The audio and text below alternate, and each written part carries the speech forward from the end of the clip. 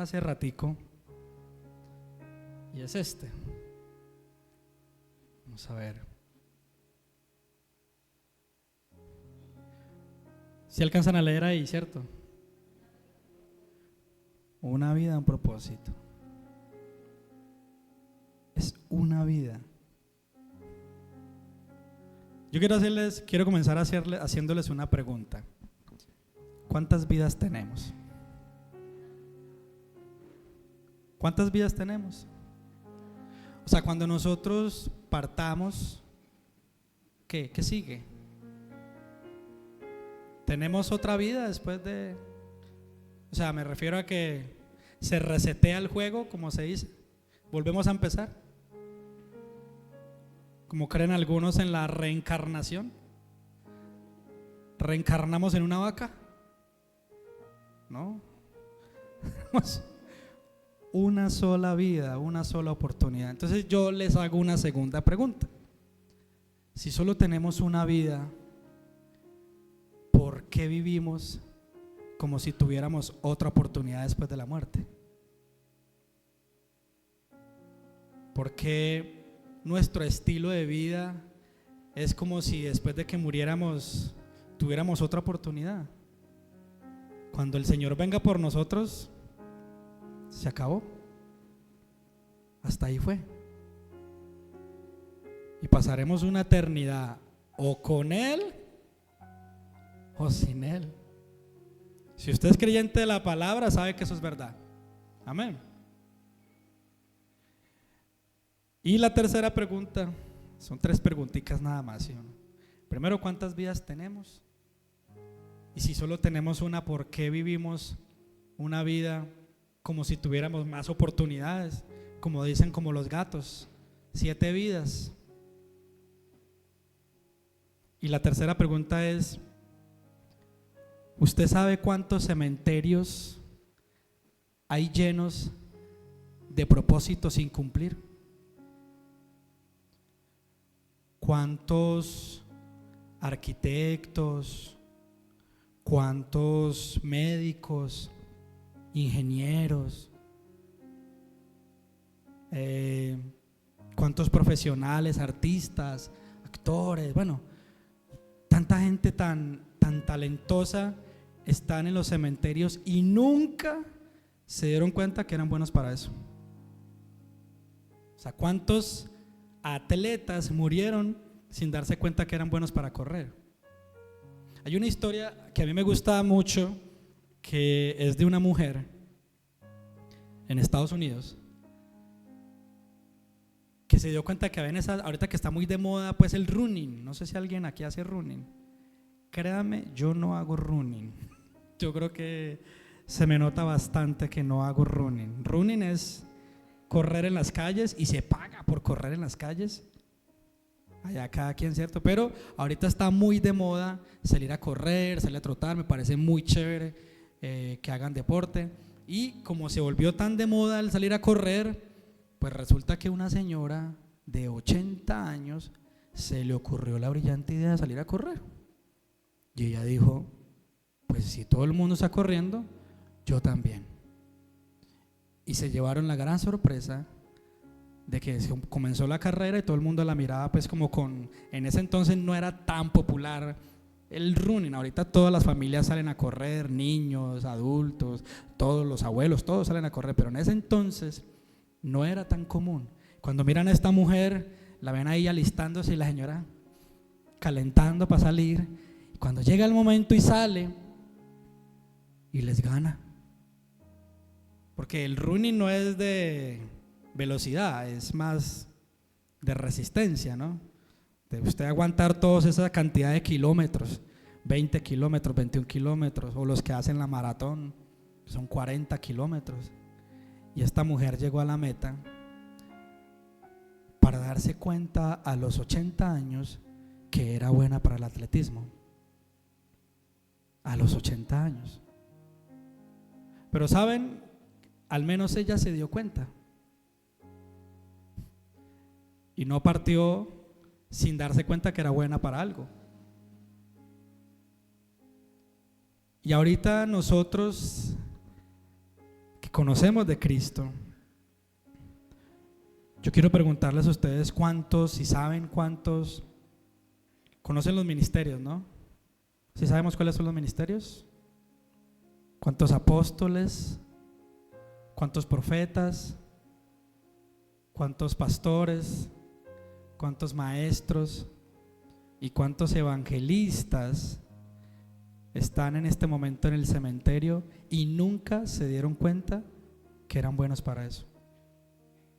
Y nunca se dieron cuenta que tenían ese llamado. ¿Cuántos pastores hay en este momento en el cementerio y como nunca se dieron cuenta, de su llamado, como nunca se dieron cuenta del talento que tenían y lo que Dios tenía para ellos, existen en este momento miles de ovejas por el mundo buscando quien las apaciente? Y como no está el pastor que las apacienta, entonces ¿qué hacen las ovejas? ¿Qué hacen las ovejas? Se desbocan, ¿cierto? Y comenzamos a caminar una vida sin Cristo, porque como no hay un pastor que las apaciente, no hay un pastor que las cuide, porque como ese pastor no se ha dado cuenta que es pastor, como ese apóstol no se ha dado cuenta que es apóstol, no hay iglesias levantándose. Como ese profeta no se ha dado cuenta que es profeta, no hay nadie declarando la palabra. Como ese maestro no se ha dado cuenta que es maestro, no hay nadie enseñando la palabra. Y como ese evangelista no se ha dado cuenta que es evangelista, entonces hay muchos niños, jóvenes, adultos allá afuera sin conocer de Cristo, muchas ovejas afuera sin conocer de Cristo. Si entendemos por dónde va una vida, un propósito. ¿Cuántos de los que estamos acá tenemos talentos? ¿Usted tiene un talento? Le estoy preguntando, ¿creen que tienen un talento? A ver, ¿quién es un valiente y me dice un talento que tenga? ¿Quién me dice uno de sus talentos? Porque podemos tener muchos, ¿no? A ver, un valiente, a ver.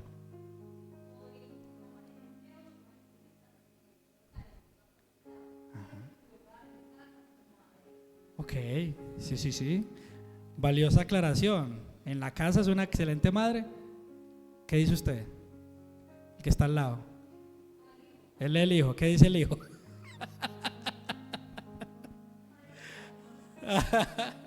Esas son las buenas madres, las regañonas. O sea que es artista de las uñas, ¿no? Sí. Otro talento, a ver, ¿quién me dice? Alguien, un valiente, una valiente que me diga otro talento que tengan por allí. ¿Cómo? Un buen ebanista.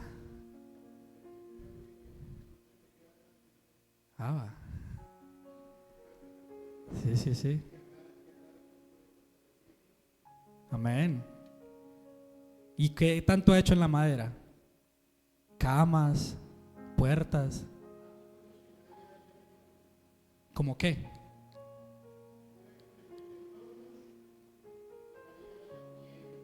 Ajá.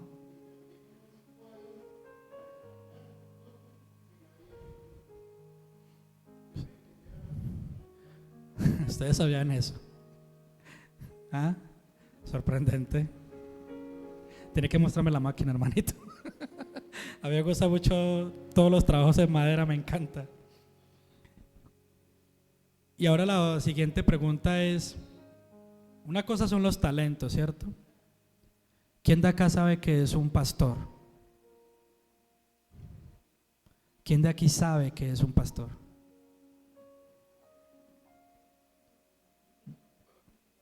Todos hacen cara como de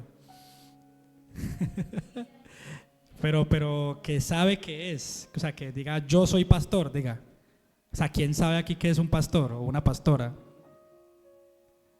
Hacen cara, ¿cierto? Que cuidar ovejas es cosa. Bueno, ¿quién de aquí sabe que es un apóstol? ¿A usted le gusta viajar, ir por las ciudades, conociendo iglesias, levantando iglesias, ayudando a otros a levantar sus iglesias? ¿No?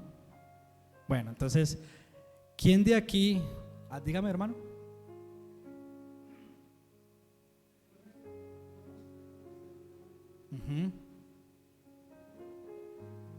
Amén.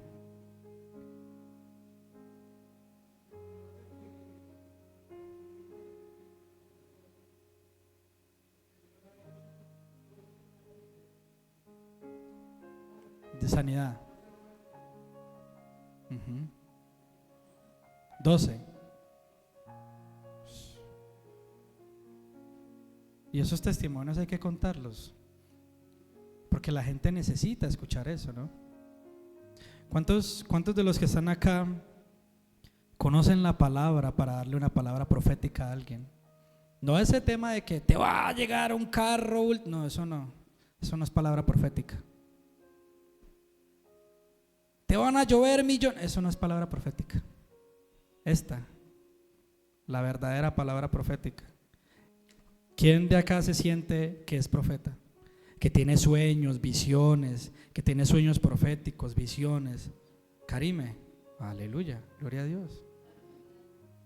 También, amén. ¿Quién de acá?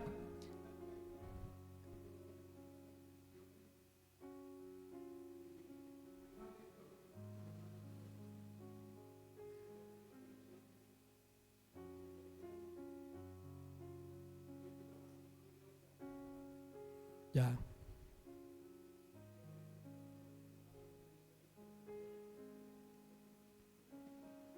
O sea que usted ha tenido, hermanito, lo contrario a lo que dice la palabra. O sea, usted es un jovencito en Cristo porque tiene visiones. Un jovencito en Cristo. Amén. Y que siga teniendo visiones. Ahora, ¿quién de ustedes se siente que es un maestro de la palabra? Que le gusta escudriñar la palabra, que le gusta leer versículos y indagar la historia, no quedarse, es que el pastor dijo o la pastora dijo y yo me fui con eso para la casa. No, usted más bien se fue y estudió y miró, sí, eso sí es verdad. ¿A quién le gusta? A ver, que usted diga, no, a mí me encanta leer historia bíblica, la palabra del Señor. ¿Les gusta? Bueno, aprovecho, les debería gustar. Nos debería gustar a todos buscar la palabra, ¿ya? Pero entonces no se ven como maestros. Bueno, ¿quién de acá se ve como un evangelista? Que usted diga, a mí me gusta que las personas conozcan de Cristo. A mí me gusta que la gente sepa de Cristo. Sí, amén. Ok, o sea que bueno, creo que hay más, voy a tener más evangelistas acá en Casa de Restauración. Amén. Vamos a ir un momentico a Romanos 8:19, por favor. Romanos 8:19. Sí, creo.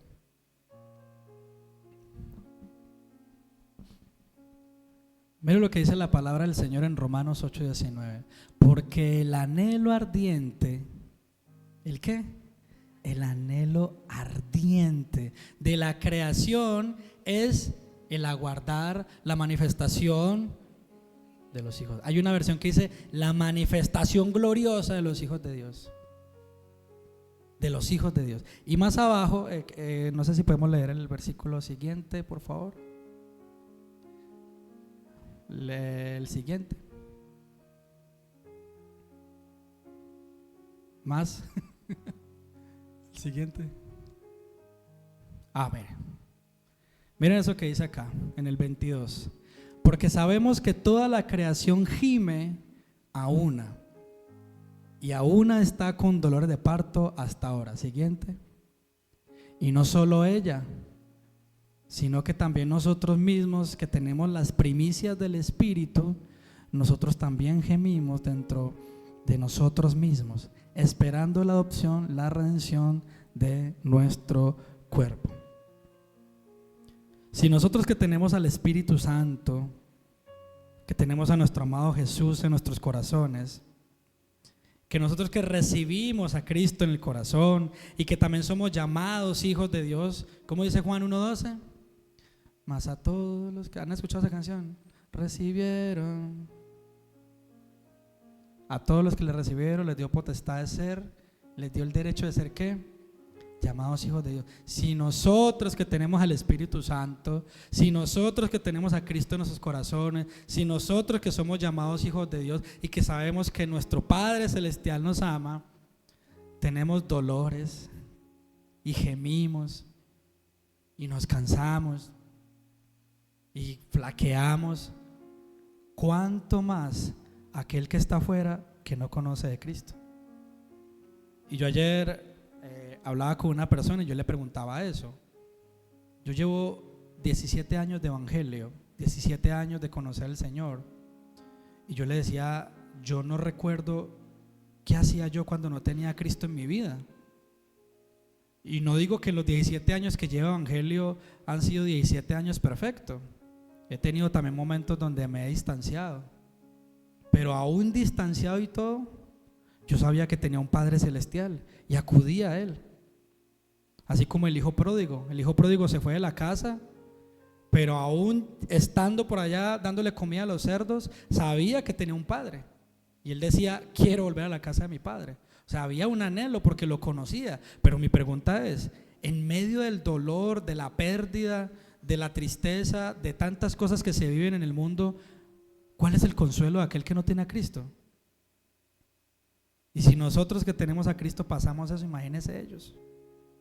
Entonces, ¿cuánto más nosotros necesitamos comenzar a vivir nuestro propósito? Amén.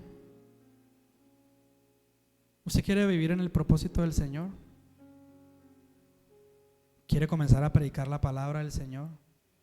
¿Sí? A sus vecinos, a sus amigos, a donde sea que el Señor lo lleve, predicar la palabra. Así es. Ya sea a través de canciones, no sé, los músicos de acá, a través de canciones, a los que les gusta evangelizar, yendo a un parque. Hace poco fuimos a un parque, ¿no? Extrañé a muchos ese día. Pero la próxima vez que lo hagamos, yo sé que todos los que están aquí van a estar con nosotros. Amén. Porque hoy se va a despertar ese deseo de cumplir el propósito divino del Señor. Y quiero contarles una historia. Dice, la historia del niño que vivió para contarlo.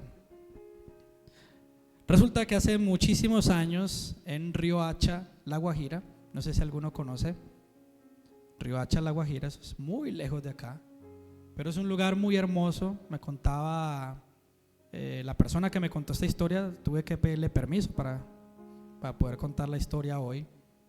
Y resulta que en Riohacha había una mujer, una joven muy bonita, muy atractiva, y pues como era tan atractiva, la vio un hombre, se la acercó, la empezó a cortejar, la enamoró, le pintó pajaritos, mejor dicho, usted sabe cómo somos nosotros para cortejar, ¿no? Y decimos cuánta cosa se nos viene en la cabeza con tal de atraer. Pues entonces ella, como estaba viviendo un mal momento en su casa, estaba muy mal en la casa en la que estaba, pues no lo dudó dos veces y se fue con ese hombre. Y se fueron a vivir las promesas que ese hombre le había hecho. Con el tiempo llegó el primer hijo de esa pareja, pero con el primer hijo llegaron las peleas también, y llegaron los maltratos, y llegaron los golpes, y llegaron ya todas las promesas en ese momento ya se habían borrado. Pero aún así pasaron 2 años más y llegó el segundo hijo. Y con ese segundo hijo llegó el cigarrillo, llegó el alcohol, porque el hombre tomaba mucho. Y cuando él llegaba a la casa borracho le pegaba a la mujer. Y empezó una historia de terror en esa casa. Y aún así, 2 años después, que tuvieron los hijos cada uno cada 2 años, llegó la noticia de un tercer hijo. Pero este no correría con la misma suerte, porque en medio de toda la locura que se estaba viviendo en esa casa, el hombre llega y le dice a la mujer, le dice, y cito las palabras textuales que me dijeron cuando me contaban la historia, dijo lo siguiente: yo no quiero más problemas. Entonces, para solucionar ese problema era muy fácil. Llamaron a una persona, esa persona los contactó con otra, y sí, señor, apareció el médico que les iba a solucionar el problema. Entonces ya estaba la cita, ya había una sentencia contra esa criatura que ni siquiera había nacido, ya había una sentencia, porque al día siguiente ya era la cita. Ya tenían la hora, el lugar y todo estaba preparado para el día siguiente terminar con el problema. Pero resulta que llegó la noche y llaman a la casa en la noche y era la mamá del señor, la mamá del hombre, y les pregunta: ¿ustedes qué es lo que van a hacer? Manda del cielo. Manda del cielo. ¿Ustedes qué es lo que van a hacer? Y habló con ellos para que por favor se retractaran de lo que pensaban hacer y que le dieran la oportunidad a ese niño de nacer. Y esta es la hora, porque cuando me contaron la historia, yo tenía 18 años. Cuando me contaron esa historia, no les voy a decir hace cuánto fue eso, pero fue hace rato. Cuando me contaron esa historia, me dicen que esta es la hora, que no saben cómo esa señora se dio cuenta de lo que esta pareja iba a hacer. Entonces, para mí y para todos y para ellos, eso fue un milagro. Y esta es la hora que yo sigo pensando que eso fue un milagro, y fue el primer milagro de muchísimos que ese niño vería. Y ese niño nació, creció, se volvió un hombre, y hoy, 32 años después, está aquí parado frente a ustedes contándoles cómo el Señor hizo un milagro en su vida. Y hoy, 32 años después, ese niño está aquí parado frente a ustedes hablándoles del propósito de Dios. El enemigo quiere destruir tu propósito y lo quiere hacer de cualquier manera posible. Por eso yo soy una persona que no puedo apoyar el aborto. No lo puedo apoyar, porque apoyarlo sería yo mismo decir que mi propia creación es un error. Cuando mi mamá me contó esa historia, a propósito, es una mujer de Dios, nos abrazamos, nos perdonamos, porque teníamos una vida difícil hasta ese momento.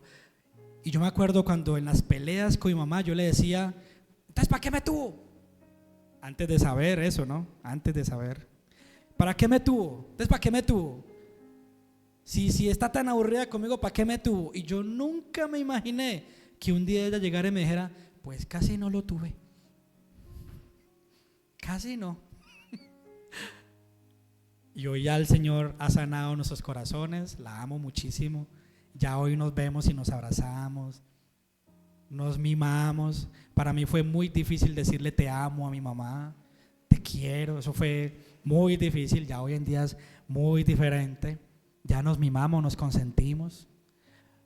Pero tuvo que pasar eso para que el Señor también me enseñara a mí que el enemigo quería destruir el propósito desde antes de nacer. Pero ¿saben qué dice la palabra al respecto? En el Salmo 139, 16. Salmo 139, 16. Miren lo que dice la palabra ahí. Tremendo.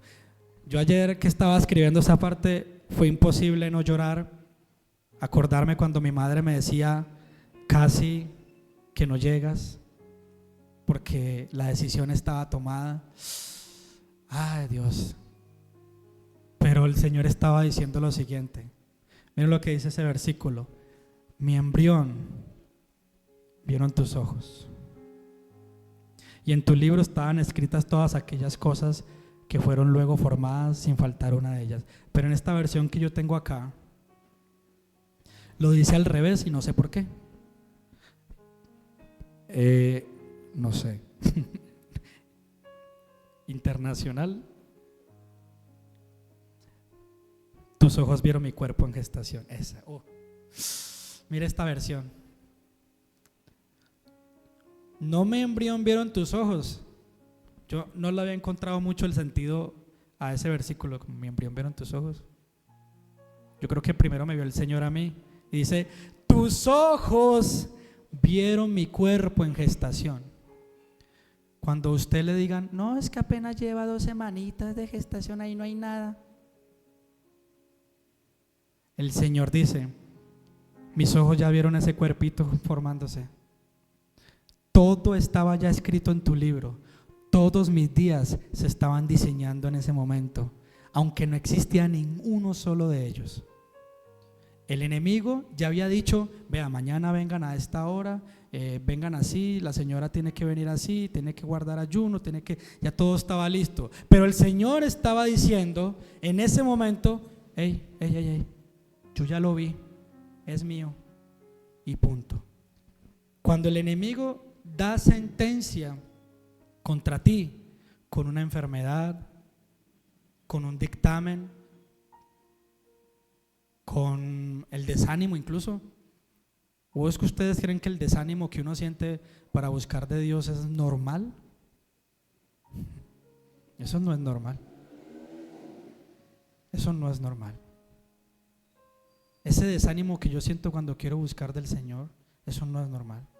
Él utiliza lo que sea con tal de alejarte del propósito del Señor. Y ese fue el primer milagro de muchísimos. Pasaron muchísimas cosas para yo después conocer del Señor. Y dice en Efesios 2:10, qué hermoso esto, Dios mío. Yo de verdad ayer era escribiendo y era, Dios, gracias, Señor, gracias.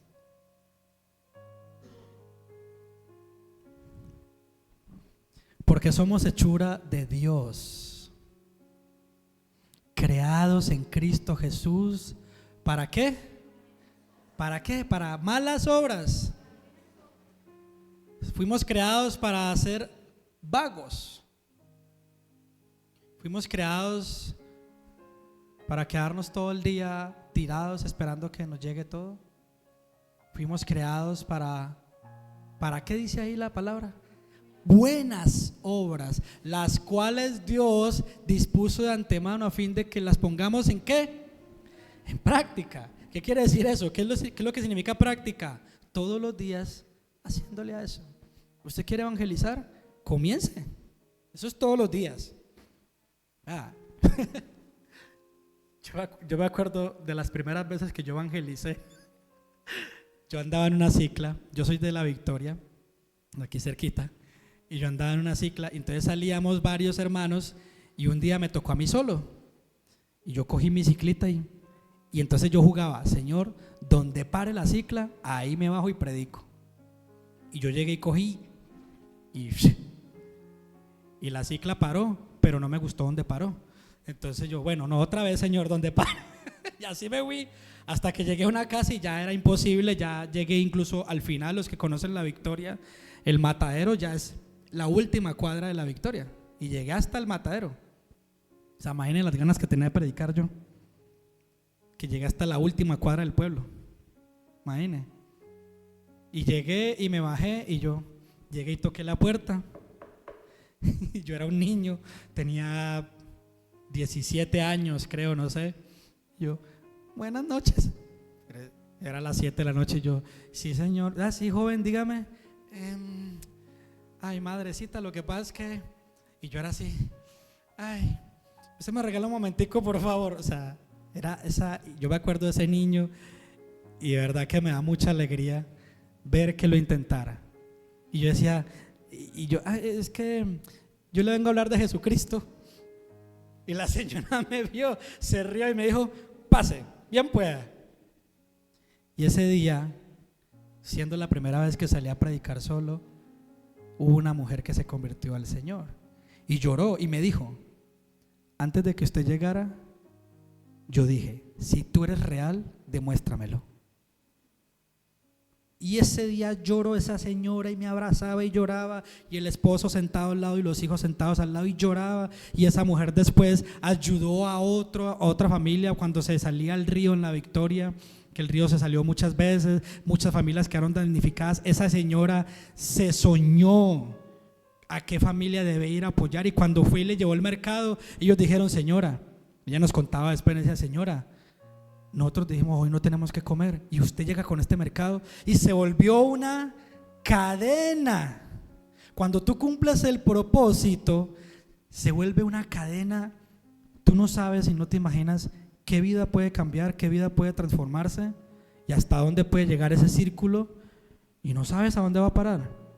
Un día le prediqué a esa señora, y esa señora fue y le predicó a otra persona, y después fue y le predicó a otro, y ese otro fue y le predicó a otro, y eso se volvió una cadena, para gloria de Dios.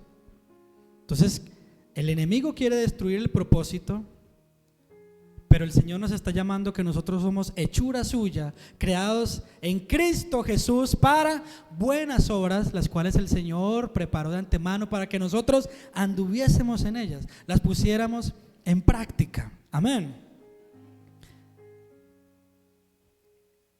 Y dice, y aquí quiero hacer un pequeño énfasis y un llamado a los que son padres y a los que van a ser padres. ¿Ok? Mientras que el enemigo te dice: no sirves para nada. ¿Eso alguna vez has escuchado esa voz que dice: usted no sirve para nada? ¿Cuántos de aquí han escuchado eso alguna vez? Yo creo que casi todos alguna vez a través de nuestros padres escuchamos la palabra: usted no sirve para nada. Nuestro Padre nos está diciendo: ¿sabe qué? Hechura mía, yo te hice para buenas obras. Y hago este llamado a los padres de familia. Cuando usted le dice a un hijo que es un inservible, cuando usted le dice a un hijo que no, que es un bueno para nada, cuando usted le dice a un hijo que es un perdedor, cuando usted le dice a un hijo de todas las maneras que se las pueden venir a la cabeza, usted está haciendo la voz del diablo, porque es que es el diablo el que habla así.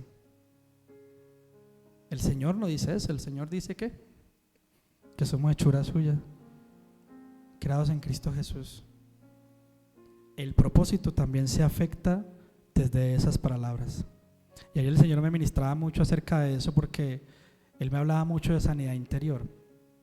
¿Cuántos de los que estamos acá no le servimos al Señor porque una vez nos dijeron que no éramos capaces?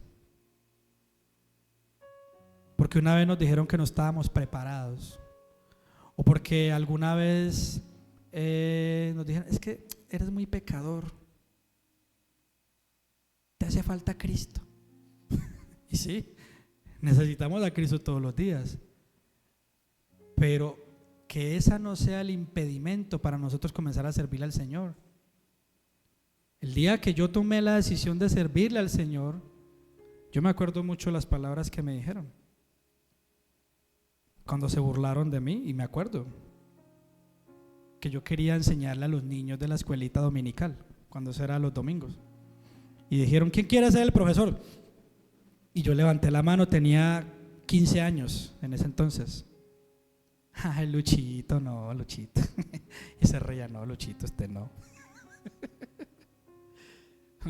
Llevo años siendo profesor, trabajo como profesor, y el Señor hizo una obra, aún en medio de las risas y todo esto. Láncese. ¿Qué le está impidiendo a usted hoy hacer lo que sabe que tiene que hacer en el Señor? ¿Qué se lo está impidiendo?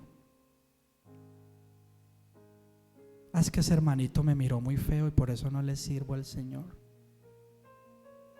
Es que no me saludaron. Entonces, como no me saludaron, ya me sentí mal. Es que no me tuvieron en cuenta para ese paseo. Y empezamos a sacar todo. El enemigo está detrás de eso, déjeme decirle. Porque el enemigo utiliza todas las herramientas para que usted y para que yo no le sirvamos al Señor. Y en Primera de Pedro 2:9, no sé si alguno está tomando apuntes, si no, igual ahí queda el video para el YouTube. Un saludo a los que nos ven en YouTube a propósito. Mire lo que dice. Pero ustedes son linaje ¿qué?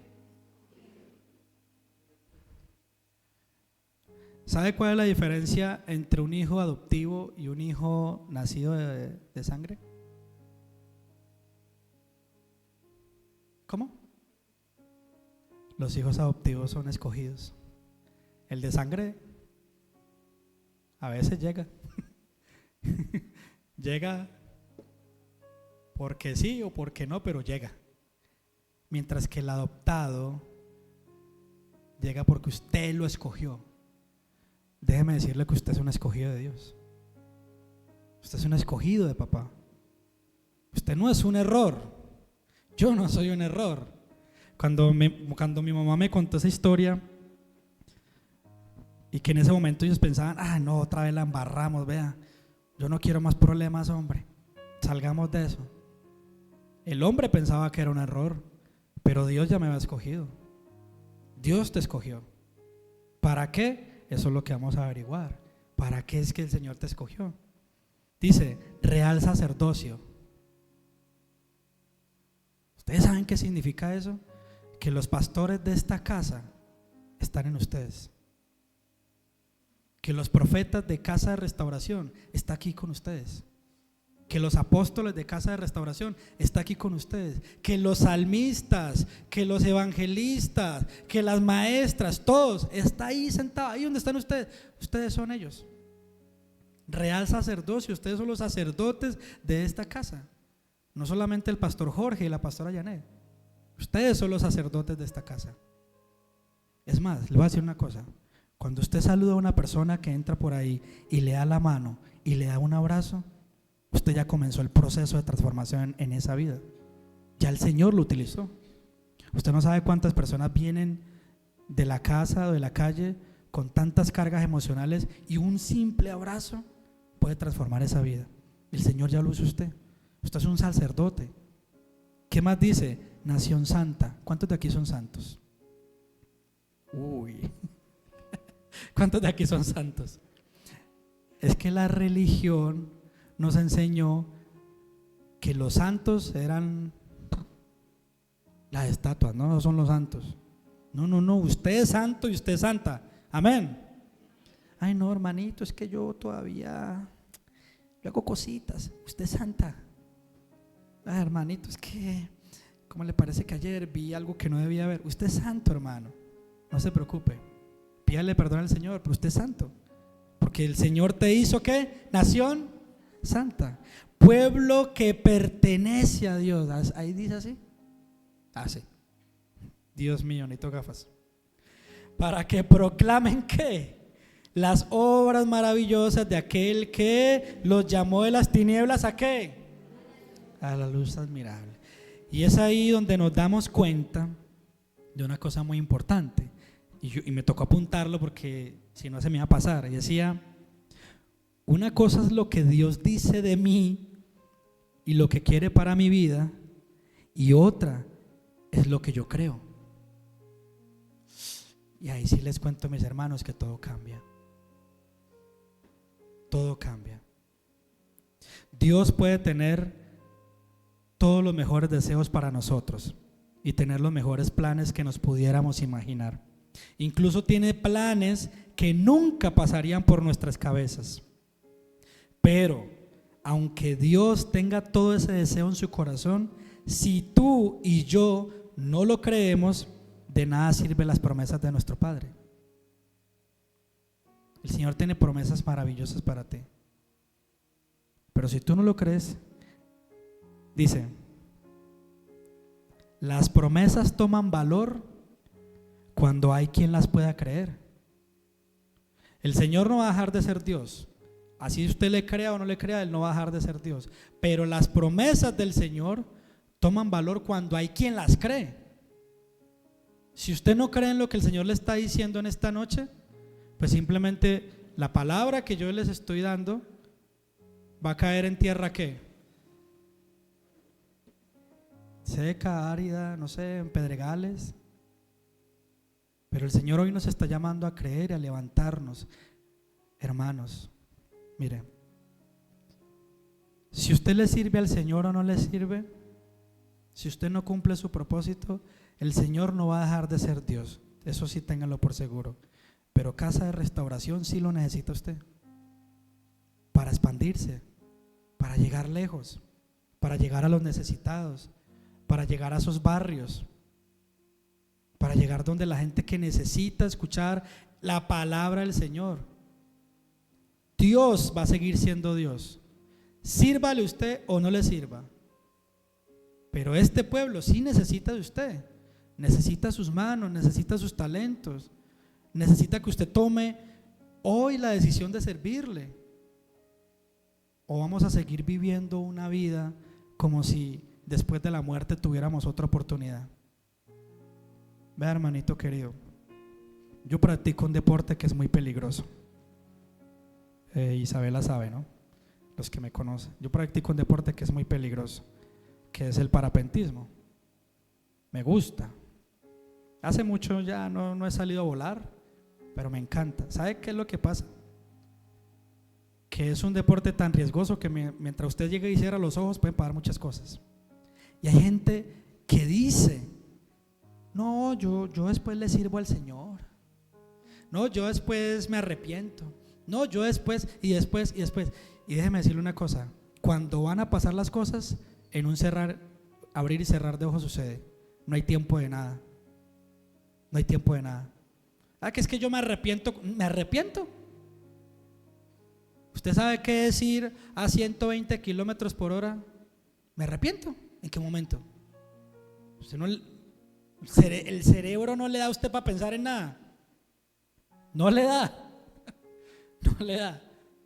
Saquémonos de la cabeza la idea de que después, muchachos, hermanos, hermanas, jóvenes, adultos, todos, no hay un mañana. Si usted no toma la decisión de servirle al Señor hoy, no hay un mañana. No hay un mañana. No existe. Porque hoy podemos cerrar los ojos y mañana no sabemos si los volvemos a abrir. Amén. Dios quiere que tú y yo vivamos el propósito divino, pero el enemigo se quiere interponer de todas las maneras posibles. Vivimos en una sociedad donde pesas más por lo que haces y tienes que por lo que eres. Por eso cuando viene la palabra a decirnos lo importante que somos y cuánto nos ama nuestro Padre, no lo creemos y nos sentimos indignos y pensamos que todas las promesas que el Señor nos dice es para otro. ¿A no le pasa eso? Que a veces usted viene a la iglesia y el pastor comienza a predicar y usted comienza a decir: eso es para la hermanita. O usted llega y mira para atrás: ve, no vino el hermano que necesitaba escuchar esa palabra, no vino hoy, ve. Ay. Venimos tan acostumbrados al rechazo que cuando Dios nos dice que nos escogió, decimos: ¿y por qué a mí? Si mi hermano tiene más talento que yo. ¿Y por qué me escogiste a mí si yo soy tan pecador? ¿Y por qué me escogiste a mí? ¿Por qué me llamas a mí si a mí ya me dijeron que yo no iba a cambiar? ¿Alguna vez le dijeron eso? Usted no cambia. Usted no tiene remedio. ¿Por qué me escogió a mí si yo no tengo remedio? Y el Señor te dice: de lo vil y menospreciado ha escogido el Señor lo que no es para anular lo que es. Eso está en 1 Corintios 1:27. El Señor lo quiere escoger a usted con todos sus defectos, con todos sus errores, con todo lo que usted tiene en su vida, para demostrar que hay gente con más talento, pero no tienen la gracia del Señor en sus vidas. ¿Qué se gana un cantante tan talentoso si no tiene a Cristo en su corazón? ¿Qué se gana como el hermano que toca las congas y él sabe, y en su momento tocó con muchos músicos, ¿cierto? ¿Qué nos ganamos nosotros que tocamos en algún momento en lo secular con tener tanto talento pero no tener a Cristo? El Señor llega y coge al que, incluso puede llegar y coger al que menos tiene y ponerlo en lugares donde no nos imaginamos, porque el propósito de Dios no se basa en tu talento. El propósito de Dios se basa en los deseos de su corazón para la humanidad, para lo que el Señor quiere hacer con los que están afuera. No nos sintamos tan importantes. Sí, sí somos importantes. A lo que yo quiero llegar es que si no fue con usted, utilizó a otro, pero el Señor va a ir por los que están afuera, por los que están necesitados, por los que necesitan la palabra del Señor. Y ya termino por acá. Yo soy de La Victoria. ¿Ustedes conocen el pueblo? ¿Alguno ha ido por allá? Hay solteritas muy ricas y ponche y fritanga, para los que comen carne, fritanga. Y una vez en la palabra hay un versículo que dice: algo bueno puede salir de Nazaret. ¿Sí saben ese versículo? Eso está en Juan 1:46. Algo bueno puede salir de Nazaret. ¿Y sabe qué salió de Nazaret? De Nazaret salió el Salvador del mundo, el Mesías, el Rey de Reyes. Jesucristo vino de Nazaret para enseñarnos que no necesitas una procedencia de renombre.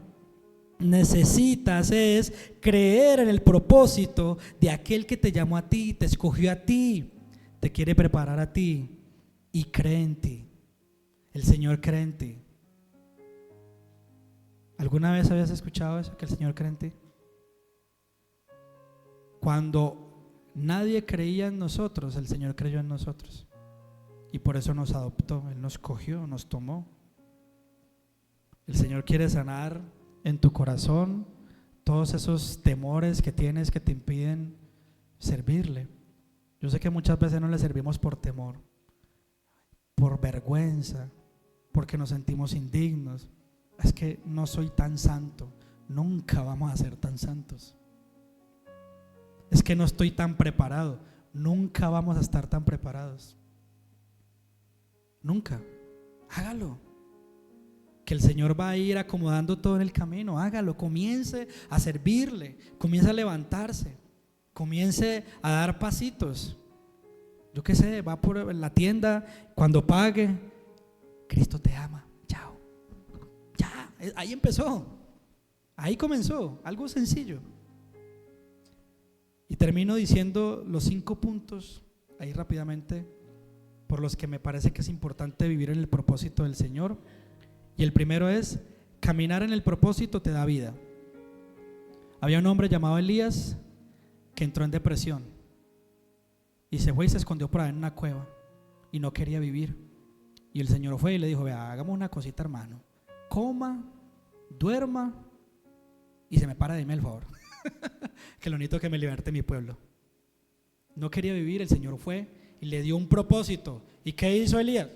Hágale, papá, vámonos. Segundo, caminar en el propósito te da identidad. Vemos un David parándose frente a Goliat y diciendo: ¿quién es este incircunciso que viene a enfrentarse al pueblo del Dios todopoderoso de Israel? Él sabía quién era en Dios y llegó y ahí quedó. No perdió su identidad. Caminar en el propósito te traza una ruta, te dice a dónde tienes que llegar. O si no, miren a Jonás. Él se fue para otro lado. Cuando el Señor le dijo lo que tenía que hacer, ¿qué hizo Jonás? No, yo por ahí no voy. No, oiga. ¿Y qué hizo el Señor? Para la ballena, papá. Y la ballena no era una ballena, era un gran pez. La palabra no dice que fue una ballena. Fue un gran pez que se lo tragó y hizo todo el recorrido hasta dejarlo donde lo tenía que dejar. El propósito te traza una ruta. No es la ruta que nosotros queramos, es la ruta que el Señor quiere que nosotros cumplamos. Caminar en el propósito te hace diferente. Vemos a Daniel, por ejemplo, con sus amigos, que lo fueron hallados, ¿qué? 10 veces diferentes, 10 veces mejores, 10 veces más más saludables, 10 veces más preparados. Cuando ellos caminaron en el propósito, el Señor los preparó 10 veces más que todos los demás.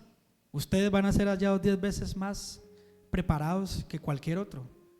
10 veces más preparados para predicar, 10 veces más preparados para orar. Amén. Y por último, caminar en el propósito salva vidas. Usted no sabe qué persona necesita en este momento ese abrazo suyo. Y yo creo que usted sí sabe, hombre. Usted sí sabe. Vaya, abrace a esa persona. Esa persona que usted sabe que necesita esa palabra de Dios. ¿No ve que con esa palabra quizás lo puede sacar de la depresión? Cuando yo estaba en depresión y que traté de quitarme la vida hace algunos años, un abrazo fue lo que me salvó. Un abrazo. Ya estaba yo ahí preparado para hacer lo que iba a hacer. Y lo hice, lo traté de hacer, y esa persona me salvó, Dios lo utilizó. Y cuando me abrazó, lloré lo que nunca había llorado en mi vida, y saqué ese taco que necesitaba sacar. Necesitaba un abrazo y una palabra del Señor. Cumplir el propósito salva vidas. ¿Usted quiere salvar vidas? Usted no necesita volverse bombero para salvar vidas. Solo compartir la palabra. En WhatsApp, un mensajito, una llamada. No sé, el Señor le va a dar las estrategias. Y para terminar, yo quiero preguntarle a usted, ¿usted sabe cuál es su propósito en Dios? O sea, ¿sabe el Señor para qué lo llamó? ¿No? ¿Alguna vez se ha preguntado qué es lo que el Señor quiere con su vida? ¿Para qué el Señor lo llamó? Yo creo que incline su rostro un momento. Quiero que oremos. Me perdonan ahí los del YouTube.